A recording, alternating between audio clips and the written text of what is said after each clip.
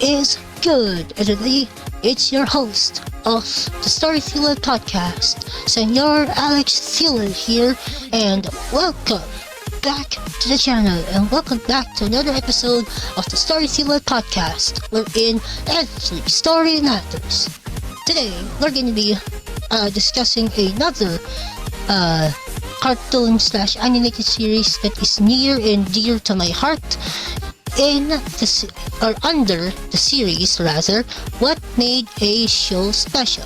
If you don't know what this series is, let me go ahead and give you a brief overview of what this series is. What this series is supposed to be is it is a discussion series wherein I talk about various different animation series, manga, not necessarily manga, cartoons, and the like, and I talk about it in detail here on the stream, which I did already do 2 episodes of this series, so if you want to go ahead and check it out, the link to that will be down below.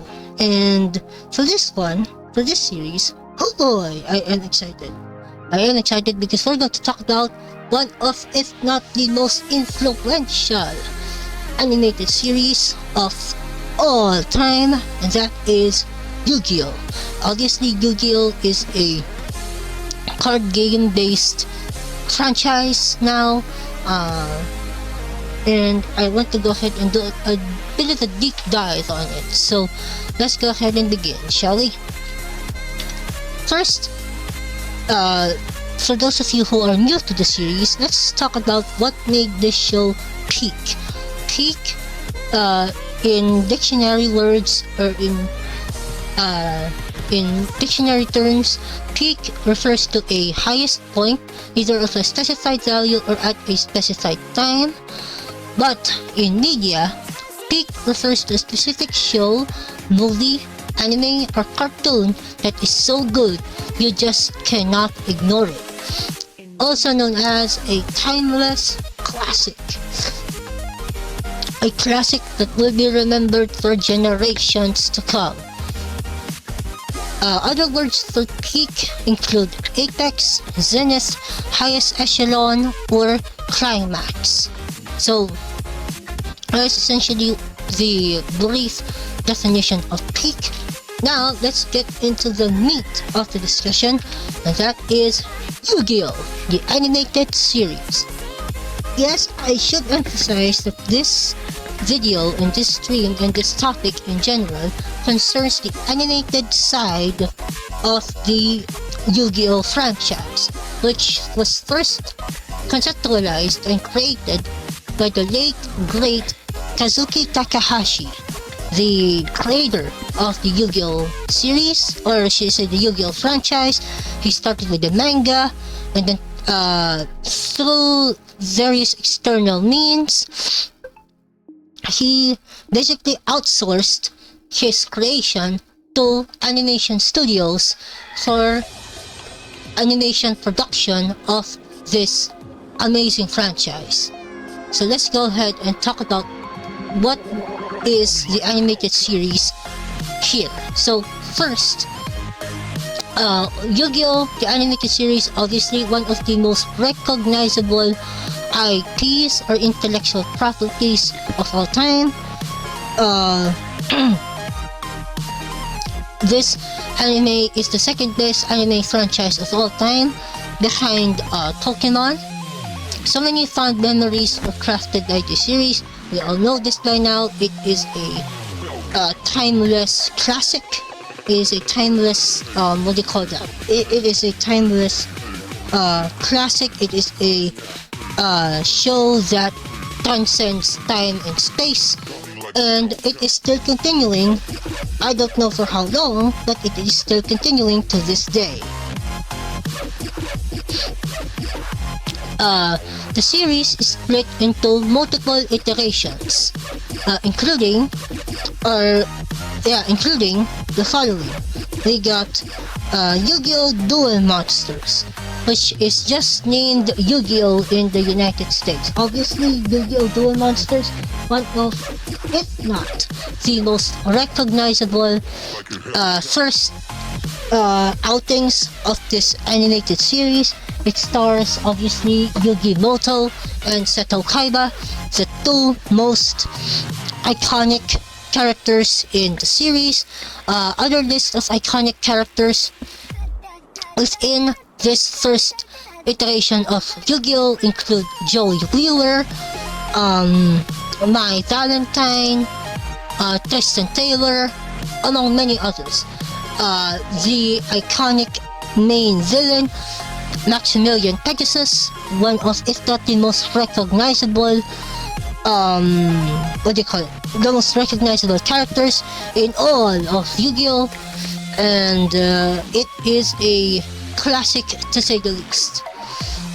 Yes, it was dubbed in English, but it first originated in Japan, obviously, and this is one of the first YuGiOh series that got animated by Studio Gallop, or Gallop for short. Studio Gallop, for those of you who are unaware, is a Japanese animation studio that is well known for this kind of stuff. This kind of stuff being YuGiOh. They were the pioneers of YuGiOh, and they were the first guys who basically went ahead and brought this franchise to life in animation form, which is very nice. That is the first YuGiOh series. The second one is obviously YuGiOh Duel Monsters GX, or in short, Generation Next. The first spin-off of the series.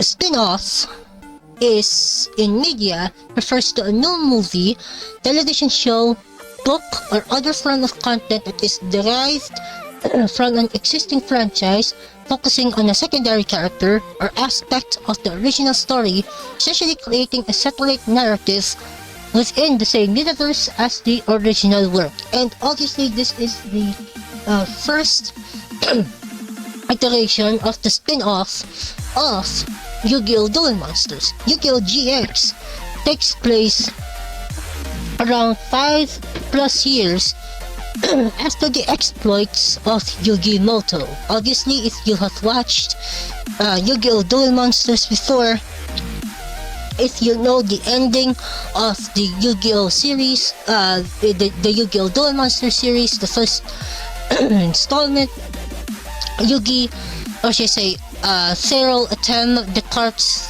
for the afterlife after his ceremonial duel with Little Yami or Little Yugi Moto. The original crew were there, were present, where Atem made his way to the afterlife, and oh boy, it was a surreal moment to say the least. It was a surreal moment to say the very least. And so, with that being said, Yu-Gi-Oh! GX, or Generation Next, follows the story of Jaden Yuki, or in Japanese, Judai Yuki. Judai or Jaden. Yes, obviously I watched the series in English, but yes, I know there is a Japanese version of Yu-Gi-Oh! GX, and season 4 hasn't been dubbed in English yet, but I did watch seasons 1, 2, and 3 of Yu-Gi-Oh! GX, and oh boy, I love that series. That series is a classic again. It follows the adventures and exploits of Jaden Yuki as he is rising through the ranks of Duel Academy, or in Japanese, Duel Academia. Duel Academia, Duel Academy, and it follows the exploits of one Jaden Yuki as he is rising through the ranks, and he fell into darkness during the interdimensional arc or war in season 3 of GX, wherein he succumbed to the darkness and became what he hated, which is becoming the Supreme King. And after that happened in season 3, in season 4, Jaden is now hardened by the events that unfolded.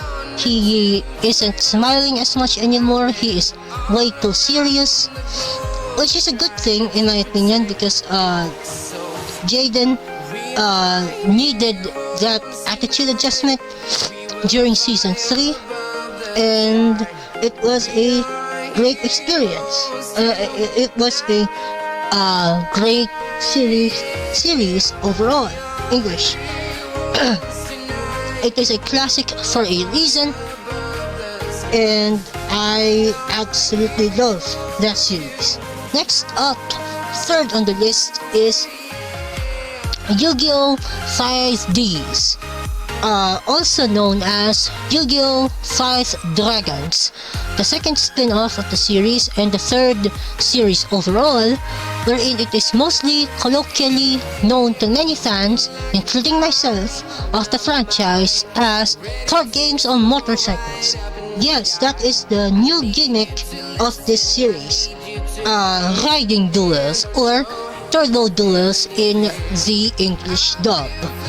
Again, this series stars a new protagonist, Yusei Fudo. Yusei Fudo is a older, more mature protagonist rather than the two previous protagonists, wherein technically Yugi is young, but Yami Yugi, Zero Atem, is much older. So the first true young protagonist is Judai or Jaden in YuGiOh GX. We got our first main protagonist who is an adult in YuGiOh 5Ds. Obviously takes place around 200 plus years ish, I think. I don't know the full story. It takes place 200 plus years after the exploits of both Yugi and Jaden in their two respective shows. Kaiba Corporation, which is the corporation under Seto Kaiba, surprise surprise, expanded, and now we have two main city districts within this podcast. Flying from town to town, from London to Taiwan. I've been all around the globe trying to protect your soul.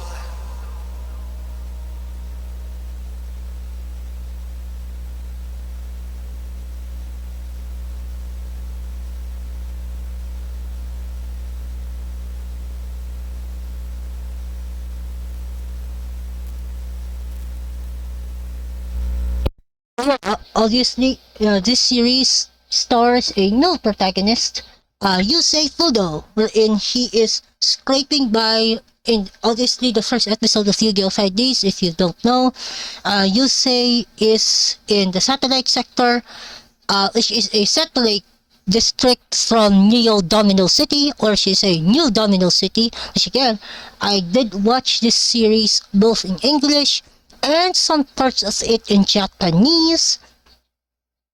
Some parts in Japanese, but mainly I watched this show in the English iteration, in the English dub. And Yusei Fudo is the main protagonist of that series, wherein he goes on to beat Jack Atlas, the series' main rival, and Yusei's former friend, now friend again. But during the first few episodes of that series, YuGiOh 5Ds, that is, they were eternal rivals. They were rivals, basically. But then the series started to deviate in a direction that is dark, that is gritty, and that is basically a bloodbath, because during or after rather the Fortune Cup, which is this series version of a tournament arc, the what do you call it,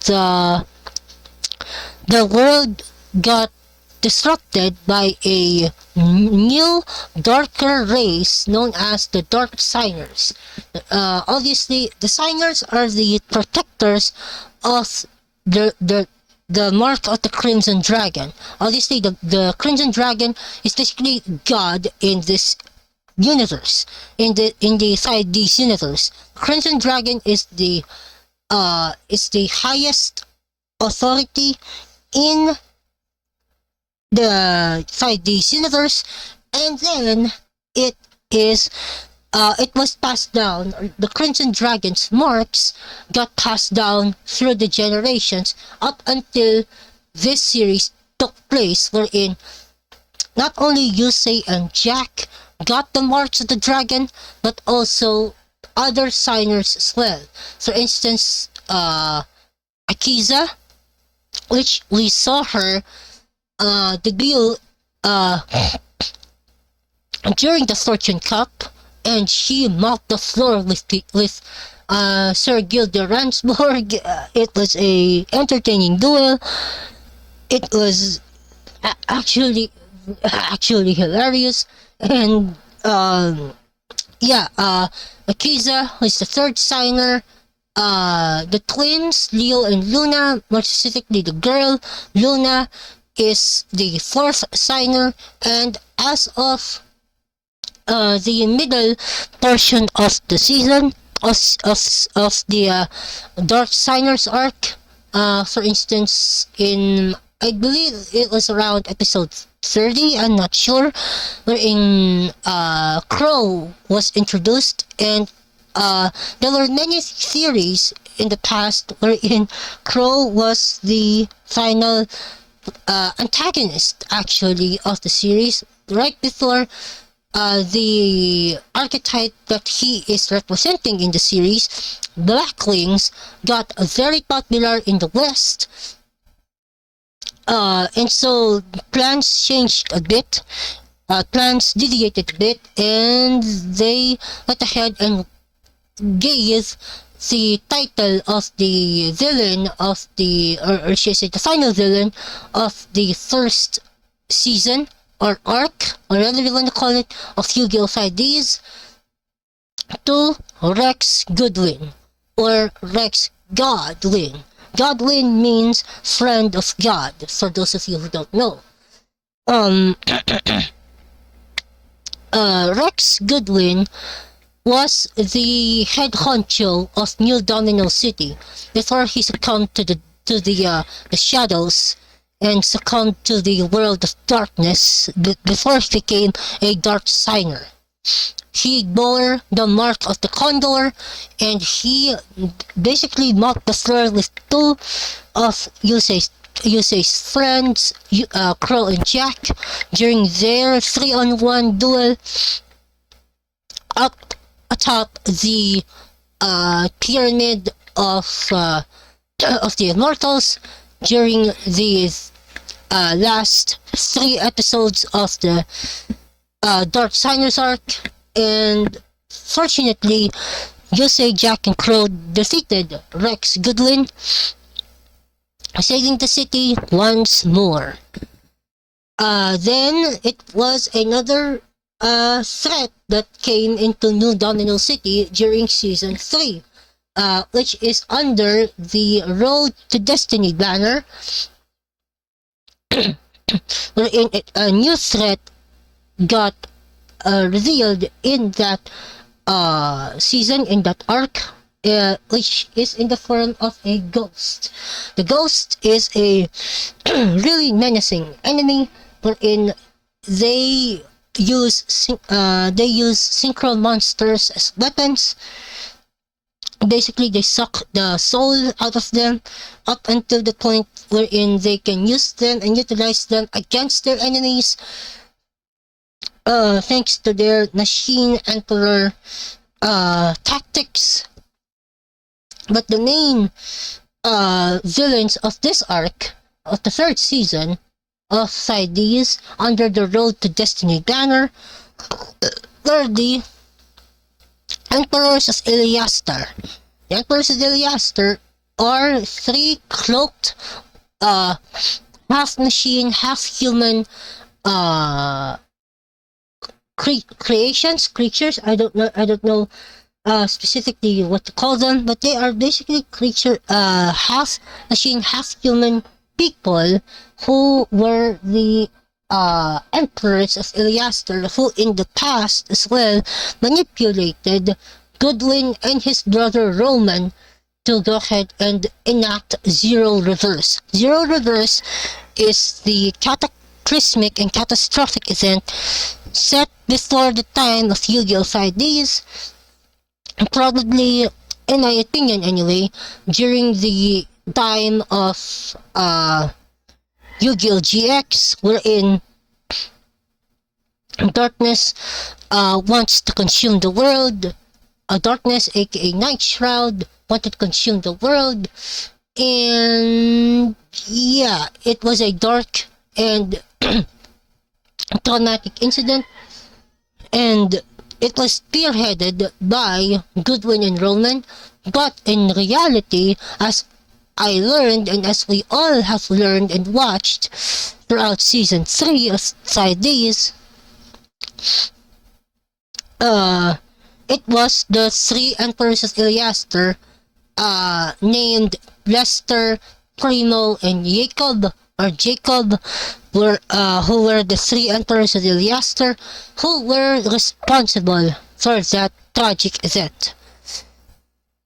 And so, overall, I really love YuGiOh Sidees. I love the story, I love the characters, I love the settings of the series, wherein it takes place in New Domino and in Satellite as well. And by the way, as a love letter to YuGiOh Sidees, I am working on a book based on the concept of turbo duels and the enforcers. The enforcers, for those of you who do not know, is a gang of duelists who basically wanted to keep the city of New Domino City, and by extension Satellite, safe from all kinds of disasters and all kinds of threats toward that sector. It was made up of Yusei, Jack, Crow, and their former buddy, now turned Dark Signer, now turned Outlaw, now turned friend again, Callan Kessler, or Kiryu in the Japanese. And yeah, as a love letter to this awesome series, I am working on a book based on the Enforcers, in which I am in the final stages of, and I am going to go ahead and finish that probably either tomorrow or later today. So yeah, love YuGiOh Sidees. I love this series. I love this more dark, gritty, and more mature series overall. I thought YuGiOh GX was dark. Dude, this series was even darker. Next one on the list is YuGiOh Zexal, or YuGiOh Zeal in Japan, the third spin-off of the series and the fourth series overall. YuGiOh Zeal, or Zexal, is set way into the future, wherein we have a new protagonist in town, Yuma Tsukumo. Yuma Tsukumo is a younger protagonist, thankfully, wherein he wants to high-five the sky, he wants to make everybody happy, up until a cataclysmic event happened that changed his perception of everything. You can drink some water.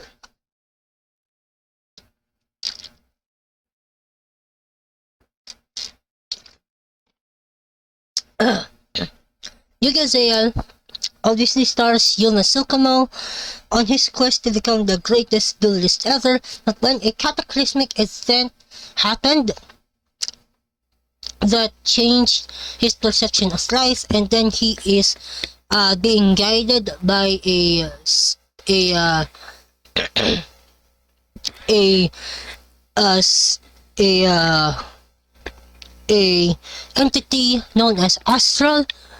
At first they were not in sync with one another, but as the series progressed, their bond grew stronger and they faced many different enemies and rivals. The rival of this series, Yu-Gi-Oh! Zexal, is Kaito Tenjo, or Kite Tenjo in the US. In the English version, Kaito Tenjo, or Kite Tenjo, is a number hunter, a basically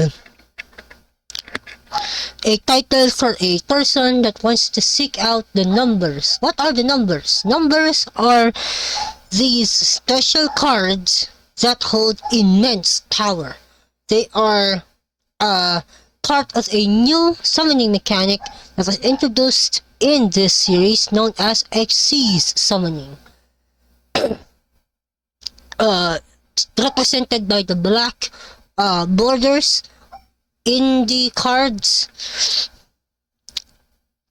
It is a really good mechanic, and after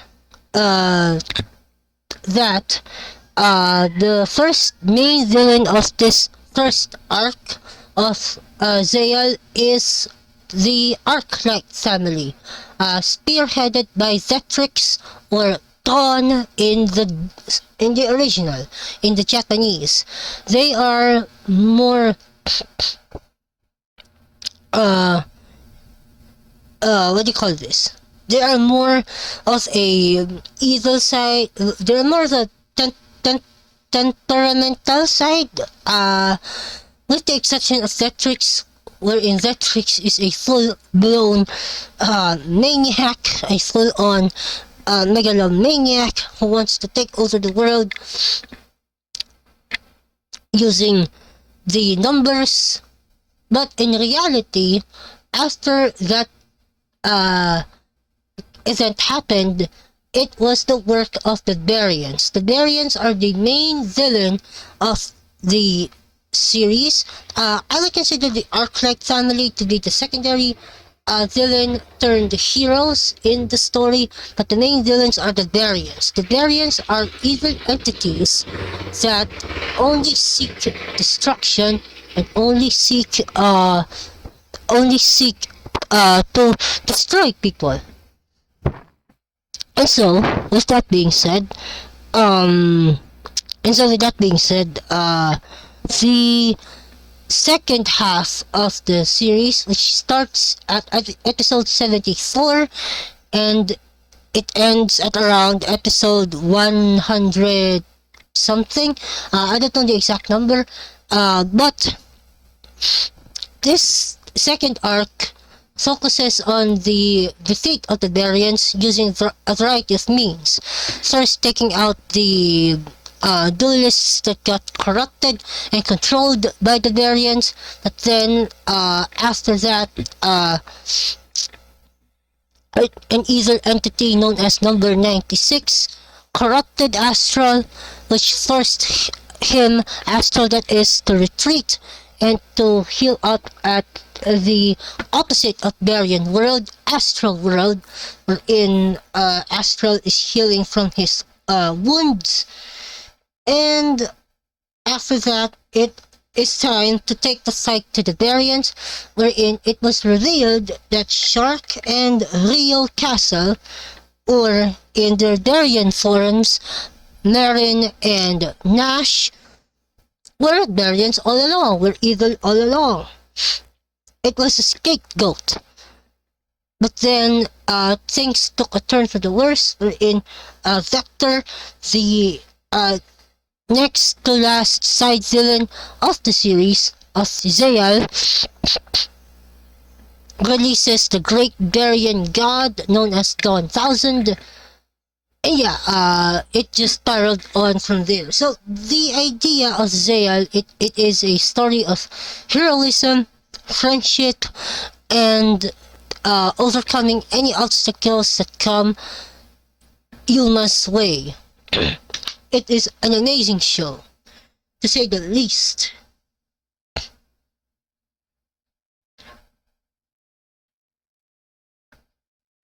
Next up, we got YuGiOh Arc 5, the fourth spin-off of the series, and the fifth overall, and in my opinion, an ambitious one. What do I mean by ambitious one? It is an ambitious YuGiOh series because it takes place not only in one dimension, but in multiple different dimensions. Standard, fusion, Xyz, and synchro all have different happenings, and yeah, it is a show that introduces back or brings back legacy characters from the previous YuGiOh series. For instance, there is a version of Alexis and Aster Phoenix here in this show. There is versions of Jack and Crow as well, and it is quite honestly an ambitious series. I highly recommend to check it out. It is an awesome series, a classic to say the least. And yeah, I love YuGiOh R5. Next one is YuGiOh Brains, short for Virtual Reality Artificial Intelligence Network Systems. A very ambitious show as well because it incorporates artificial intelligence, VR, virtual reality, and going into the internet world as it is known. You're basically skidoing into the internet world. Skidoing is a term that I coined, or that is coined rather, from Blue's Clues, one of, if not my favorite cartoon series ever. Blue's Clues is a amazing animated cartoon series. It is a classic. It is one for the ages, mind you. And YuGiOh Brains is the final series developed by Studio Gallop. So for those of you who don't know, the next couple of series were now made, or is now made, by a new studio, Studio Bridge, which we are going to talk about in a second. But let's talk about YuGiOh Brains first. This series stars Yusaku Fujiki, a tech-savvy individual that wants to return back to his life of normalcy because he was involved in the Lost incident, a very cataclysmic event that caused mental torture for him and the other victims of the Lost incident, which include Ryoken Kogami, also known as Revolver, or Zaris in the English dub. And by the end of the series, it got really dark really quick, wherein a new enemy has emerged after the ashes of the Knights of Hanoi, and that is the group that composed of Bowman and Haru.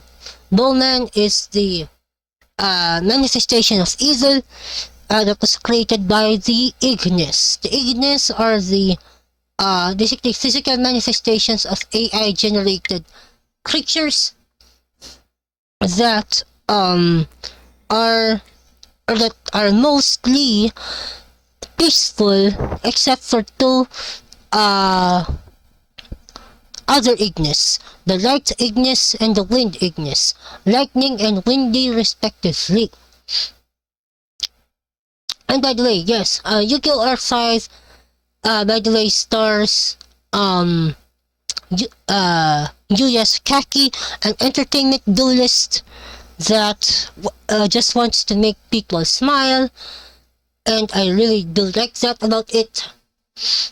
And yeah, YuGiOh's Reigns is the last series developed by Studio Gallup, which is a shame because I do like Studio Gallup for their animation, but I think it's time for them to move on.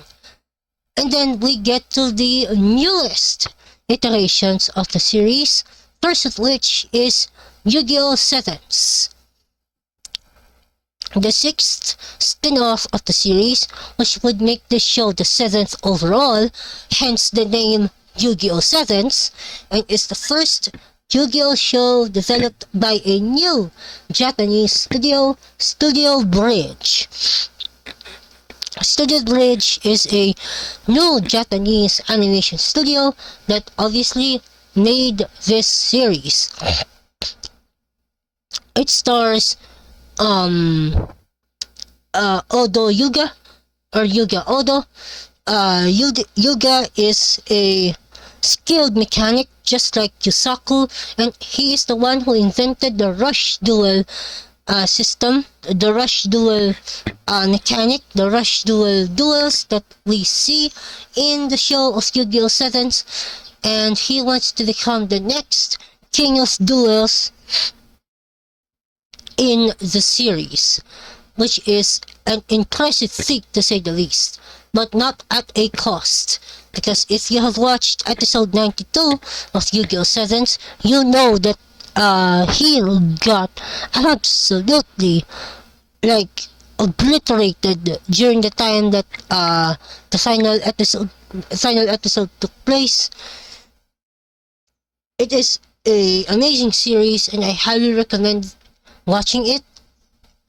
And finally, YuGiOh Go Rush, the seventh spin-off of the series, which would place this show, Go Rush, as the 8th overall, and potentially, if nothing else gets announced soon, the last YuGiOh anime that will be developed for some time.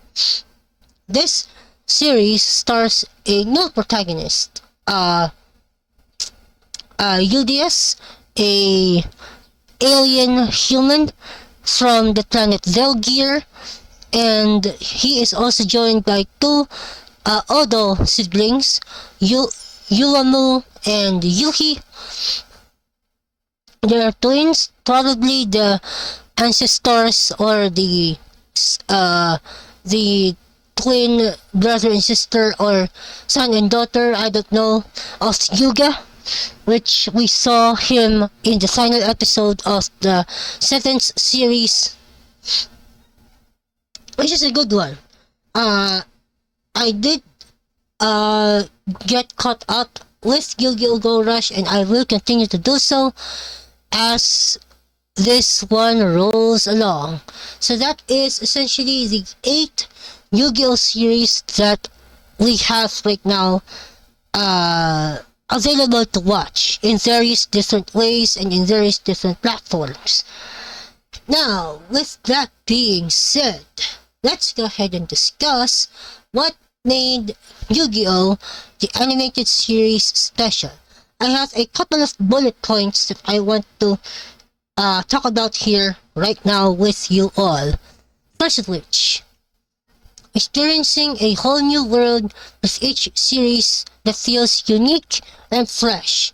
Indeed, because we are jumping from series to series, season to season. The scenery and the overall aura and tone of the show changes every time. More specifically, in Zayal and Arc 5. In Zayal, you go to a different planet that is different from the native Earth. In arc size, you go into different dimensions, aka different worlds. The concept of time travel is introduced in arc size. Yes, that's what made YuGiOh so special. It is the fact that from many different places, many different cultures, many different duelists from all across the spectrum, all across the realm. It is a classic, to say the least. Second is so many memorable protagonists and side characters of every show. Obviously, you got the main crew of protagonists or heroes, and then you got the side characters as well, the best friend character, the rival, as well as the enemies as well, the villains, the antagonists of the show. It is so special. Third, different series means different enemies to face and different decks for the characters to play. Obviously, yes, since YuGiOh is a card game based animated series, obviously you need to have a deck to play with and play against the enemy's deck, which leads to some really great duels, really great battles, among many other positive things within this bullet point. Fourth, each series had its fair share of banter and hilarious quotes and clips. Yeah, in every series that is, you got many different quotes and references to other YuGiOh property or other property in general. It was amazing. Next one. Each series dealt with a different threat with every season that dropped. Indeed, in every series, every season, there's a new threat that dropped. There's a new enemy to face. There's a new world-ending catastrophe that our heroes must stop. That's why it is so exhilarating and so awesome. To begin with, it is amazing. It is amazing, to say the least. And the fact that we were able to experience that at every iteration of the series is awesome. Next up, superb voice acting for every series, and that goes for both the English dub and the Japanese version as well. That goes for both the English dub and the Japanese version as well. So many great voice actors and actresses that compose the roles and fit the roles of the characters perfectly, which is amazing. Next, we got intense battles and gut-wrenching moments. For instance, one battle that I know of that really got me was the battle between Yusei and Roman, round 1, wherein Yusei got basically his heart broken, wherein he saw Rally being the best friend of Yusei being coerced into battling him by Roman. It was a gut-wrenching moment, but we also got some intense battles as well for each series. Some of the battles that I know of on the top of my head include Team 5Ds versus Team Unicorn during the World Racing Grand Prix. Yusei versus Jack in 5Ds. Jaden versus Braun, the Night King of Dark World in YuGiOh GX. Obviously, the ceremonial duels between the various different characters and side characters as well. God, I love this show. That is why I love this series so much. Next up, best theme songs ever created. Gets you thumping and following the lyrics word for word. So the first 5 shows at least. Wherein many different theme songs have been created, like Get Your Game On, Going Fast makes me feel alive, my heart beats in hyperdrive. Those are some of the most awesome theme songs I've ever heard in my life, man. In my the whole time watching anime, watching any series for that matter, those songs got stuck in my head ad infinitum, and it is amazing. And lastly, as a great side note, YuGiOh is such a fantastic series. Go watch and rewatch them at your leisure. And I encourage every one of you who are watching this podcast right now, either live on stream or to be uploaded in the YouTube as well, to go watch the series. It is a classic for a reason. And that's why you will absolutely love the series. It gets you thumping, it gets you moving, and it is a great series to watch and or rewatch.